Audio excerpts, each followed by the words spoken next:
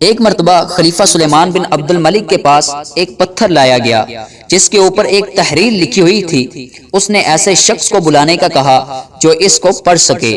چنانچہ مشہور تابعی بزرگ حضرت وہب بن منبہ رحمۃ اللہ علیہ تشریف لائے اور اس تحریر کو پڑھا۔ اس میں لکھا تھا، اے ابن آدم، اگر تو اپنی موت کے قریب ہونے کو جان لے تو لمبی لمبی امیدوں سے کنارہ کشی اختیار کر کے اپنے نیک عمل میں زیادتی کا سامان کرے اور حرص و لالچ اور دنیا کمانے کی تدبیریں کم کر دے۔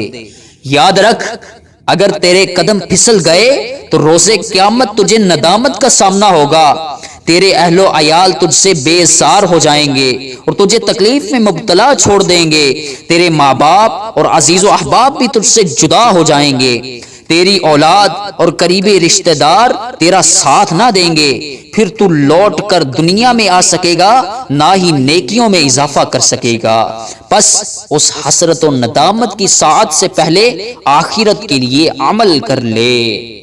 وہ ہے عیش و عشرت کا کوئی محل بھی، جہاں طاق میں ہر گھڑی ہو اجل بھی۔ بس اب اپنے اس جہل سے تو نکل بھی، یہ جینے کا انداز اپنا بدل بھی۔ جگہ جی لگانے کی دنیا نہیں ہے، یہ عبرت کی جا ہے، تماشا نہیں ہے۔